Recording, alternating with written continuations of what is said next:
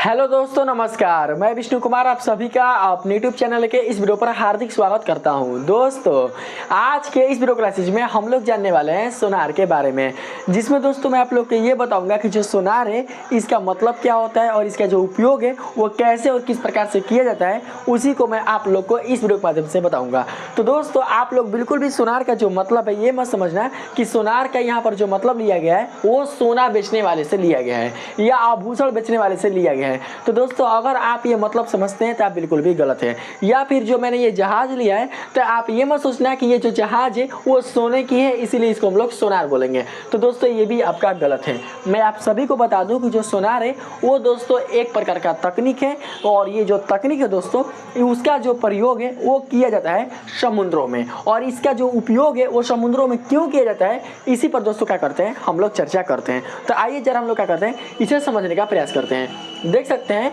कि अगर हम बात करें सोनार का तो दोस्तों जो सोनार है वो आपके साउंड नेविगेशन एंड रैंगिंग का एक संक्षेप शब्द है। आप यहाँ पर साउंड में जो एसओ है उसे दोस्तों आप लोग निकाल लीजिए तो क्या बन जाएगा सो, और उसके बाद ये जो एन है उसे दोस्तों अगर आप यहाँ पर ले लोगे तो क्या बन जाएगा सोन, और ये जो एंड में जो ए है उसे अगर आप यहाँ पर ले लोगे तो क्या बन जाएगा सोनार, और उसके बाद जो आर है उसको यहाँ पर रख दोगे तो बन जाएगा सोनार। यानी कि यहाँ पर इस सोनार के संक्षेप का जो दोस्तों पूरा इसका जो एक्सपेंड जो शब्द है जो फुल फॉर्म है वो होता है साउंड नेविगेशन एंड रैंकिंग, जिसको हम लोग संक्षेप में यानी संक्षिप्त रूप में इसको बोलते हैं सोनार। तो इस तकनीक का दोस्तों जो मतलब होता है वो क्या होता है, तो देखिए वह तकनीक जिसकी सहायता से समुद्री जहाज समुद्र की गहराई और समुद्र में छिपी वस्तुओं का पता लगाने के लिए प्रतिध्वनि का उपयोग करते हैं उसे सोनार कहते हैं।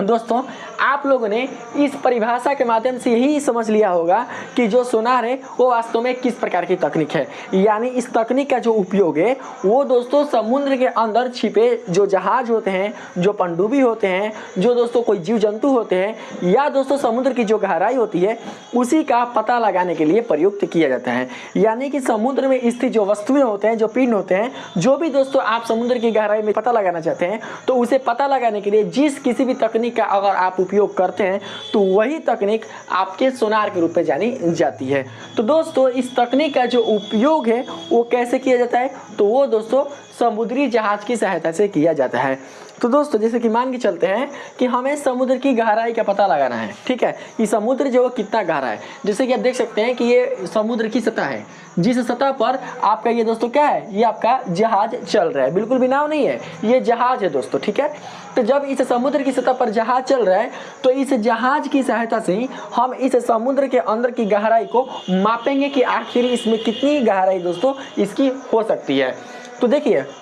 यहाँ पर जो मैंने दोस्तों ये दो ठो हमने जो लिया है ना, तो ये दोस्तों ये दो ठो आपका ध्वनि स्रोत है।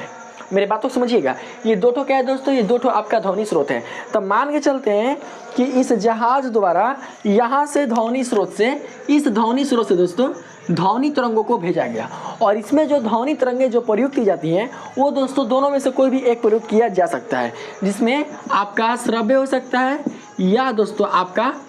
पारा श्रव्य हो सकता है। इन दोनों में से कोई भी दोस्तों एक तरंग का आप उपयोग कर सकते हैं, यानी एक है श्रव्य और एक है पराश्रव्य। तो मान के चलते हैं कि हम लोग यहाँ पर जो ध्वनि स्रोत से उत्पन्न करने वाला जो तरंग है उसे हम पराश्रवी मानकर चलते हैं, यानी हम पराश्रव्य तरंग ही दोस्तों ले लेते हैं। तो जब दोस्तों इस ध्वनि स्रोत से पराश्रव्य तरंगे उत्पन्न की जाती है, और जब पराश्रव्य तरंगे उत्पन्न दोस्तों होकर इस समुद्र की गहराई में भेजा जाता है, यानी समुद्र के सतह की ओर भेजा जाता है, उसके तल की ओर, सतह नहीं बोलेंगे, समुद्र की सतह ये है ना, और तल आपका ये वाला हो जाएगा, समुद्र की तल आपका ये वाला हो जाएगा। तो जब इसे समुद्र के तल की ओर इससे पराश्रव्य ध्वनि यानी तरंगों को भेजा जाता है तो दोस्तों ये क्या करती है तरंगे कि जब इस समुद्र की तल या फिर कोई भी अगर अवरोध इसके मार्ग में अगर उपस्थित रहेगा तो उससे क्या होगा कि ये तरंग टकराएगा, क्योंकि प्रतिध्वनि के लिए उसके मार्ग में किसी न किसी अवरोध का होना आवश्यक है। तो जैसे कि मान के चलते हैं कि यही क्या है, यही दोस्तों इस समुद्र का तल है, बहुत अंदर का जो गहराई का जो सतह है वो यही है। तो जब इस गहराई की सतह से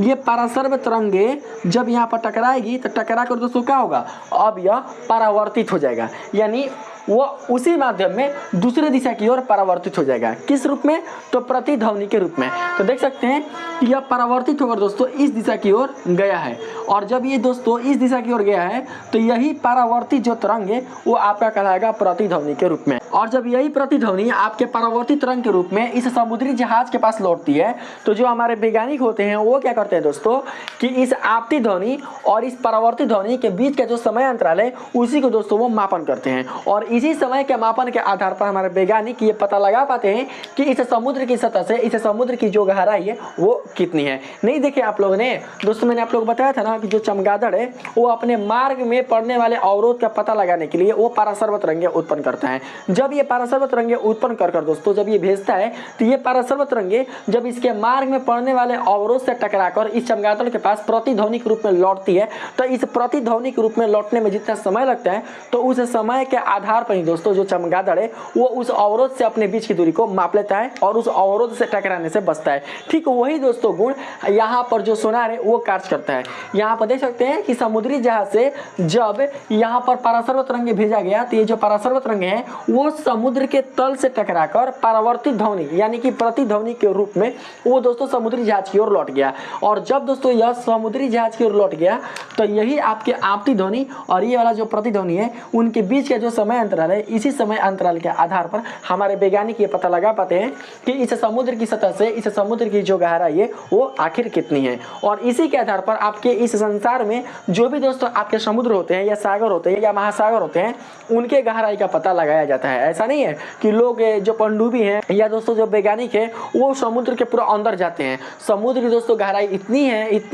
है कि अगर कोई इंसान उस गहराई तक अगर चला जाता है तो उसके दोस्तों जीने की संभावना खत्म हो जाएगी। यानी दोस्तों ऐसा कल्पना भी नहीं किया जा सकता कि वो इंसान लौट कर आएगा भी। लेकिन फिर भी इस संसार में दोस्तों ऐसे मनुष्य हैं जो कि दोस्तों आपके समुद्र के बहुत ही दोस्तों करीब है, मतलब आप विश्वास नहीं कर सकते हैं उतने गहराई तक जा चुके हैं और वर्ल्ड रिकॉर्ड बना चुके हैं। लेकिन इस संकट वाली घटना से बचने के लिए हमारे जो वैज्ञानिक है वो परासर्व तरंगों का उपयोग करते हैं। तो दोस्तों इस प्रकार से आप समझ सकते हैं कि आखिर जो सोनार है इसका मतलब क्या होता है। कोई पूछेगा इसका उपयोग कहाँ पर होता है तो आप बता सकते हैं इसका जो उपयोग है वो समुद्र की गहराई का पता लगाने, पनडुब्बी का पता लगाने और साथ ही समुद्र की गहराई में स्थित जो वस्तुएं होते हैं या जो जंतु होते हैं उनका पता लगाने हेतु सोनार का उपयोग किया जाता है। तो अगर दोस्तों आपको ये वीडियो अच्छा लगा तो प्लीज़ आप लोग मेरी इस वीडियो को लाइक कीजिएगा, सब्सक्राइब कीजिएगा और पसंद आए तो अपने दोस्तों में भी शेयर कीजिएगा। मिलते हैं फिर से एक नए वीडियो के साथ, तब तक के लिए धन्यवाद।